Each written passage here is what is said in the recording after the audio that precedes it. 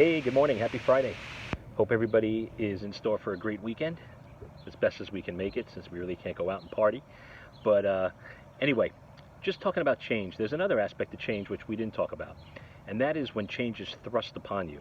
I mean, just look at what's going on right now with this pandemic. There's so many people that are either out of work or so many companies that have had to change what they do or pivot a little bit to find a way to make money so they can survive. I mean, that is that is real change. That is, here's some change coming. You don't have a job, or your business is going to completely go down the toilet unless you figure something out. That's a big wake-up call.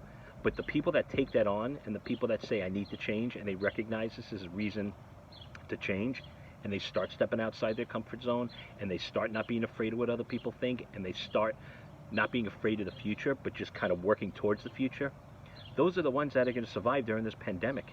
It's sometimes we want to change and we're thinking about change, but then all of a sudden it's there.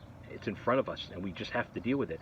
I'm sure you know somebody who's in the business right now that's still working, but always wanted to do something different or do something different with their business and just never did it because things are going good, everything's fine, why the hell do I need to change that? Yeah, this would be kind of cool. Now all of a sudden they're doing it because they don't have a choice and it's saving their business or they're saving their job, right?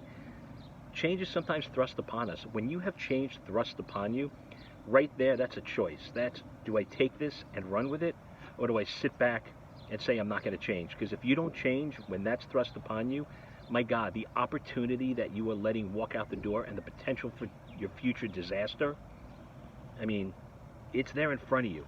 So when it's thrust at you, take it and run with it. Even if it's little baby steps, go for it. So sometimes change is self-motivated, and sometimes it's just put out there and we don't have a choice.